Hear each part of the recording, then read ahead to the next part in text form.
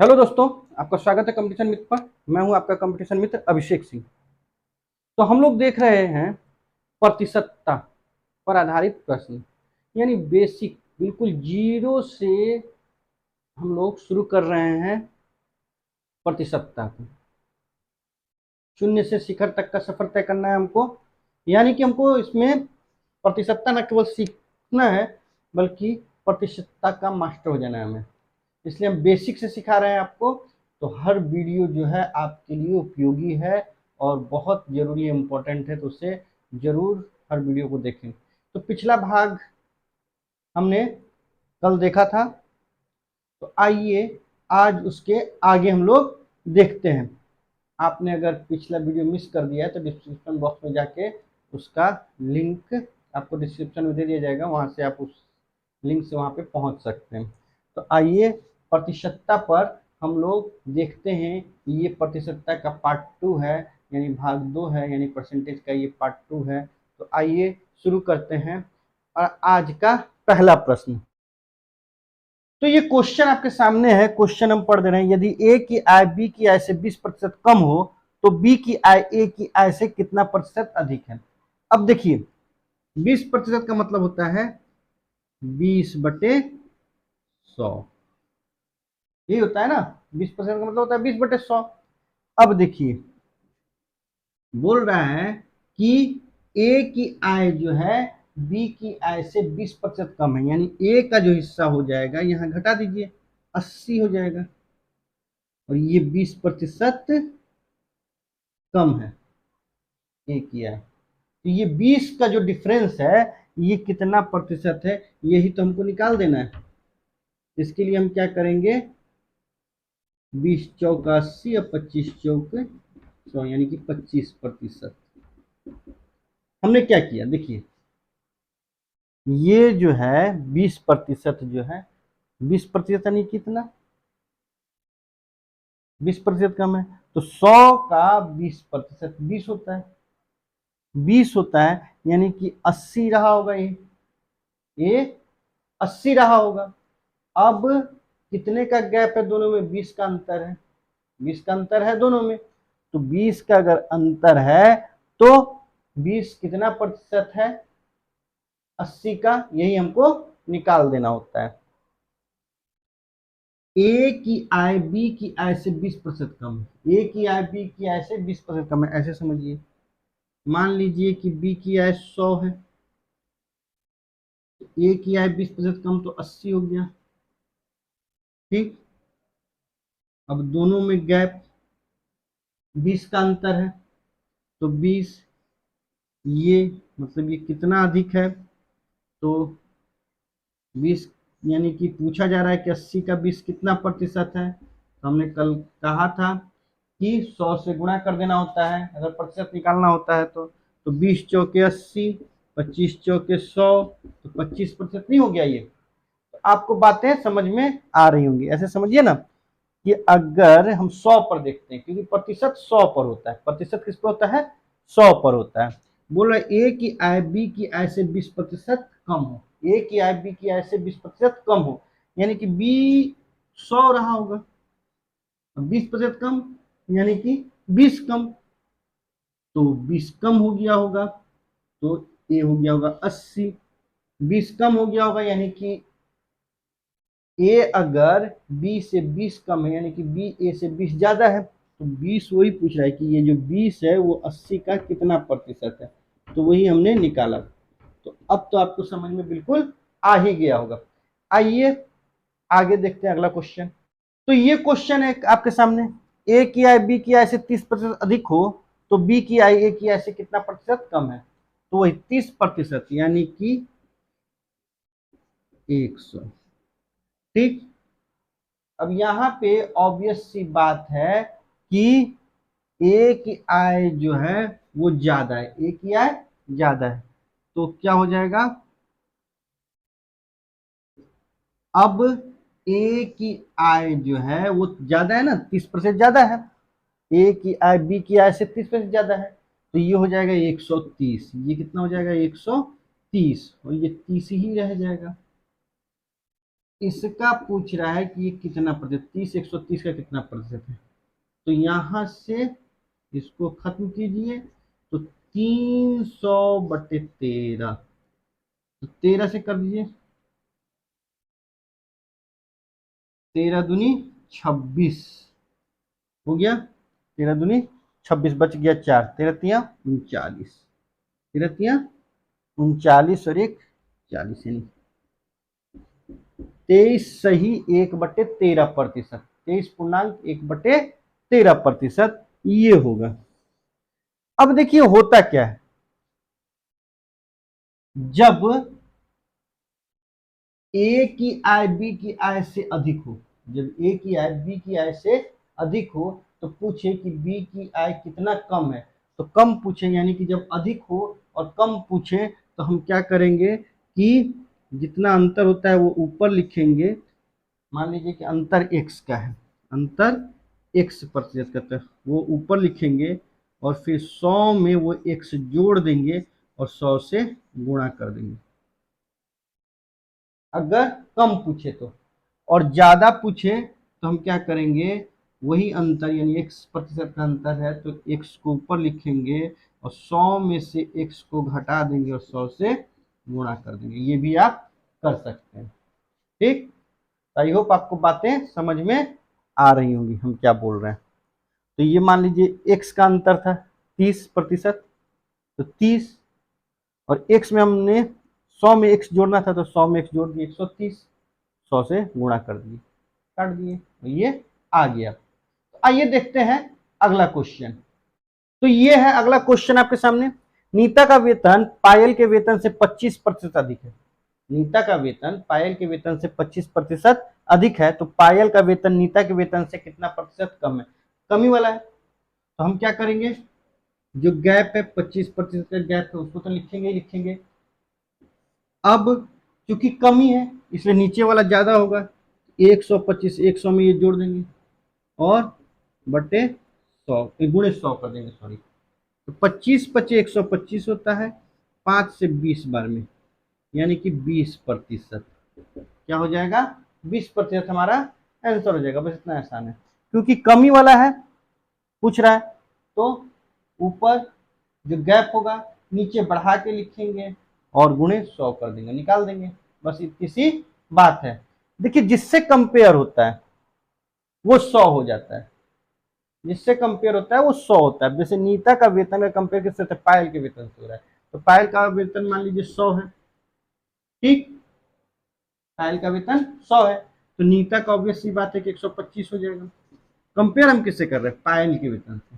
नीता का वेतन पायल के वेतन से 25% अधिक है, तो नीता का वेतन जो है पायल के वेतन से 25%, पायल का वेतन जो हम लिखेंगे क्योंकि कंपेयर पायल के वेतन से हो रहा है, तो 100, तो नीता का वेतन ऑब्वियस सी बात है कि 125 हो जाएगा। जब 125 हो जाएगा तो अब देखिए 125 से ही तो तुलना करेंगे, जो गैप होगा, कितने का गैप है, 25 का गैप है ना, तो 25 का गैप कितने से, 125 से, 100 बार में, तो 25 से कम 25, 25 25 125, 20, ऐसे भी पता कर सकते हैं। लेकिन ज्यादा शानदार बात तो यही है कि जो गैप है वो ऊपर लिख दीजिए, अगर कमी है तो नीचे उतना ही बढ़ा कर लिख दीजिए 100 में, गुणा कर दीजिए 100 से। ये इतनी सी बात है। नहीं समझ में आ रही है तो एक और सवाल लेते हैं ऐसा ही। तो अगर अब तक बात नहीं समझ में आई तो ये है एक और प्रश्न वैसे ही।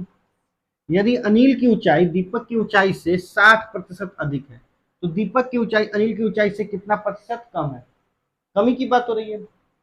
60 को रखिए ऊपर, नीचे 100 में 60 बढ़ा दीजिए, 160 गुणे 100 कर दीजिए, ठीक। अब देखिए 0 से 0 उड़ाइए, 2 तिहाई 6 करिए, 2 8 16 कर दीजिए। अब 300/8 कर दीजिए और इसको फ्रैक्शन में बदल दीजिए, यानी मिक्स्ड फ्रैक्शन में। 8 तिहाई 24, बच गया 6, 8 सते 56, बच गया 4, 4/8 यानी कि 1/2, 37.1/2। आप ऐसे भी कर सकते थे कि इसको और काट सकते थे आगे, 4 से 4 दूनी 8, 4 से काटते हैं 75 बार में, ऐसे भी आप कर सकते थे, 4 से 75 बार में इसको काटते हैं तो 75/2 हो जाता है, 37 दूनी 74 और 37.5 दूनी 75, ये भी हो सकता था। तो अब तो आपको बात समझ में आ गई होगी। ठीक, देखिए जो गैप है वो ऊपर, ठीक, जो गैप है वो ऊपर, कमी पूछ रहा है तो जितना गैप है 100 में उतना जोड़ दीजिए, गुणे 100 कर दीजिए। देखिए ये जीरो से ये जीरो कट गया, 2 से 2 तिहाई 6, 2 अठे 16, और फर्दर काटना चाह रहे हैं तो 4 दूनी 8 और 4 से 25 चौका 100, 25 तिहाई 75/2 यानी कि 37.5%। ये तो होगा। आइए अगला क्वेश्चन देखते हैं। तो ये एक और क्वेश्चन है आपके सामने। देखिए ये सारे क्वेश्चन जो है मैंने आर एस अग्रवाल की बुक से लिए।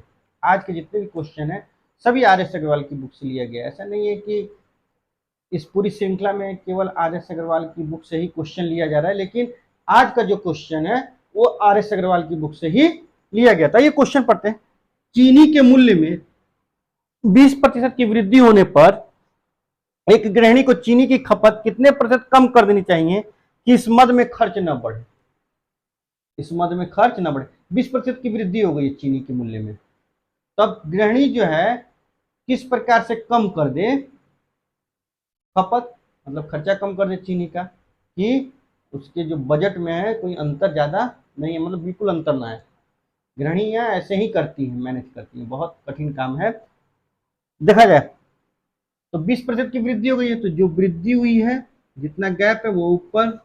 अच्छा, कमी करना है तो जोड़ दीजिए 100 में और 100 से गुणा कर दीजिए, 20 छक 120।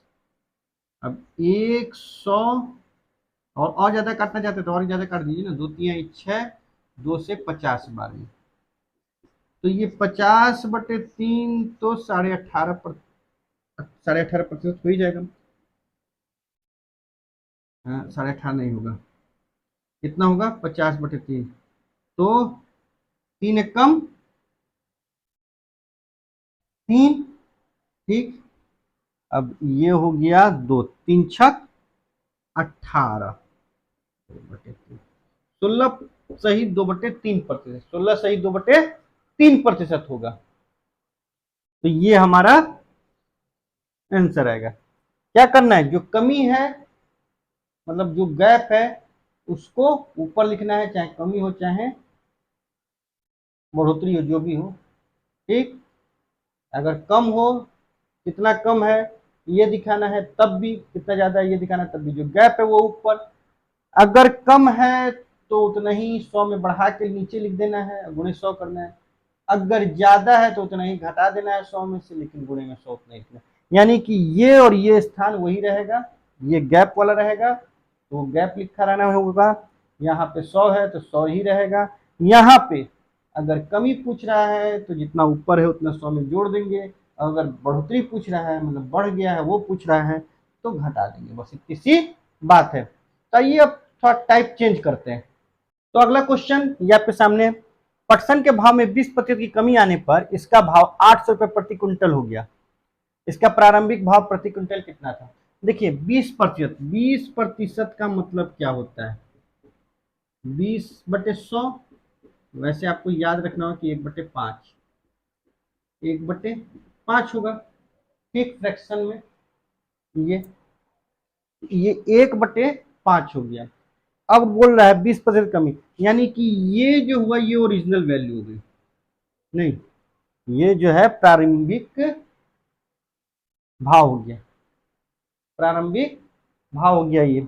अच्छा, अब क्या हुआ, इसमें 20% की कमी आई तो ये एक जो है 1/5 का, ये जो मूल रूप से मूल जो इसका मान है वो 5 है, तो 5 का 20% है, एक जो है 5 का 20%, तो इसकी कमी आई। इसका मतलब कि कितने की कमी आई है कि 4/5 हो गया। ये कितना हो गया? 4/5। ये प्रारंभिक भाव है और ये अब हो गया कमी आने के बाद। कमी आने के बाद इतना कमी आ गया इसमें, तो 4। तो ये इसकी वैल्यू जो है वो हमें दिया हुआ है कितना? 800। 4 की वैल्यू 800, तो 1 की वैल्यू 200, तो 5 की वैल्यू 1000। 1000 रुपये प्रति क्विंटल ये हमारा हो जाएगा। 1000 रुपये प्रति क्विंटल था। क्या है? 20% कमी आने पर 800 रुपये प्रति क्विंटल हो गया। 20% कमी, तो 20% यानी 1/5, यानी 5 जो है वो पूरा है दाम। एक जो है 5 का 20% है, यानी ये कमा है, एक कमा है, यानी कि 4 हो गया है। 4 की वैल्यू दिया हुआ है 800, तो 1 की वैल्यू 200, तो 5 की वैल्यू 1000। ऐसे निकालते हैं। आइए देखते हैं अगला क्वेश्चन। तो ये क्वेश्चन है आपके सामने।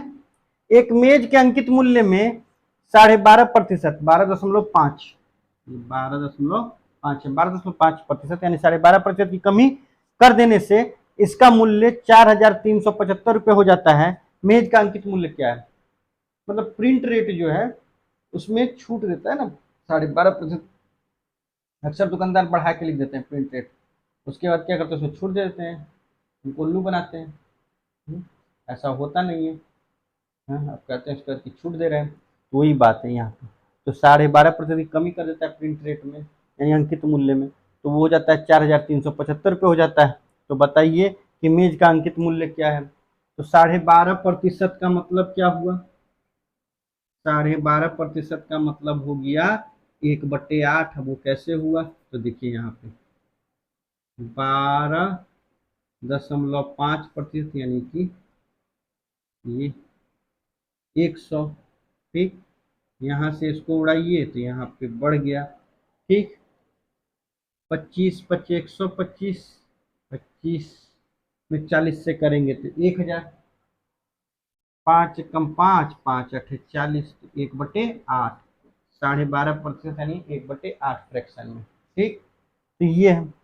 अब ये था 8 और इसमें 12.5% यानी कि एक जो है 8 का 12.5% है। अब ये कमी हो जा रही है, ये कमी हो जा रही है, यानी कि अब हो जा रहा है ये 7/8। कितना हो जा रहा है? ये 7 हो जा रहा है। अब ये कितना हो जा रहा है? ये 7 हो जा रहा है। 12.5% कम हो जा रहा है, तो ये 7 हो जा रहा है। और इसकी वैल्यू दी हुई है, 7 की वैल्यू दी हुई है 4375, 4375। एक की वैल्यू निकालिए, 7 6 42, 7 दूनी 14, 7 25 35, तो ये एक की वैल्यू है। तो 8 की वैल्यू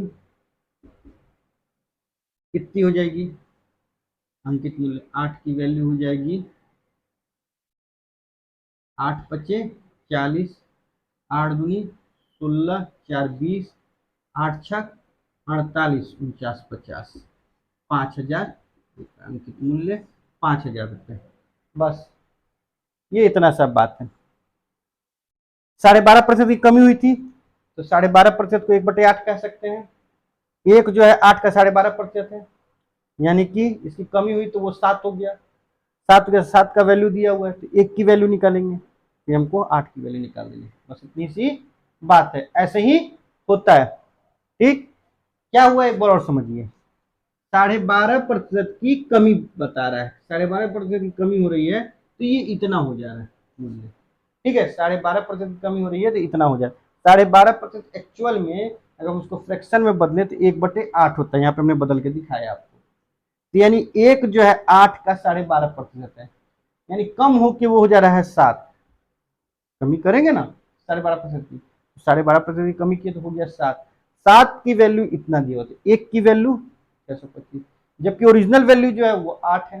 अंकित मूल्य 8 रहा होगा ना, 8 की वैल्यू निकाल देंगे तो ये इतना हो जाएगा। ठीक, चलिए आइए देखते हैं अगला क्वेश्चन, जो कि अंतिम क्वेश्चन होगा। तो ये अंतिम क्वेश्चन आपके पास है। हमारे चैनल को लाइक सब्सक्राइब और शेयर करते रहें। हमारे वीडियो को लाइक कर दें, हमारे चैनल को सब्सक्राइब कर दें, बेल आइकन भी प्रेस कर दें, ताकि हम जब भी कोई नया वीडियो अपलोड करें तो उसका नोटिफिकेशन आपको सबसे पहले मिले। और आप देख रहे हैं ये सेकंड वीडियो देख रहे हैं, सेकंड पार्ट देख रहे हैं प्रतिशतता का। और हम बेसिक से शुरू कर रहे हैं, तो बहुत आसान आसान सवाल अभी मिलेगा आपको। उसके बाद धीरे धीरे धीरे धीरे लेवल बढ़ता जाएगा और हम लोग फिर चलेंगे स्टैंडर्ड लेवल पर, सीजीएल के लेवल तक पहुंच जाएंगे। तो 70% लड़के किसी विद्यालय, क्वेश्चन है, एक विद्यालय में 70% लड़के हैं, यदि लड़कियों की संख्या 756 हो तो लड़कों की संख्या कितनी है? बात कर रहा है लड़कों की, प्रतिशत में बात कर रहा है लड़कों की, अब बोल रहा है संख्या लड़कियों की। कितनी बदमाशी कर रहा है। लड़कों की प्रतिशत में बता रहा है, लड़कियों की संख्या में बता रहा है। पूछ रहा है कि लड़कों की संख्या कितनी है, तो कोई बात नहीं, 70% अगर लड़के हैं तो जरूर 30% लड़कियां होंगी। 100 में अगर 70 लड़के हैं तो 30 लड़कियां हैं, तो 30 की वैल्यू जो है हमको दे दिया है 756, दे दिया है ना, 30 की वैल्यू दे दिया है 756, 30% यानी ऐसे, ये हटा दीजिए। तो 3 की वैल्यू 756, 3 की वैल्यू 756, तो 1 की वैल्यू निकाल लीजिए, 3 दूनी 6, 3 पचे 15, 3 दूनी 6, 1 की वैल्यू 152, हमें 7 की वैल्यू निकालनी होगी ना, 70 ऐसे होता है ना, 70/100, तो हमें 7 की वैल्यू निकालनी, हमें 7 की वैल्यू, 30% में 3 की वैल्यू हमने निकाला, तो 70% में 7 की वैल्यू निकालेंगे ना, तो 7 की वैल्यू निकालेंगे, 7 दूनी 14, 7 पचे 35 और 1 36, 7 दूनी 14 और 3 17, 1764, 1764।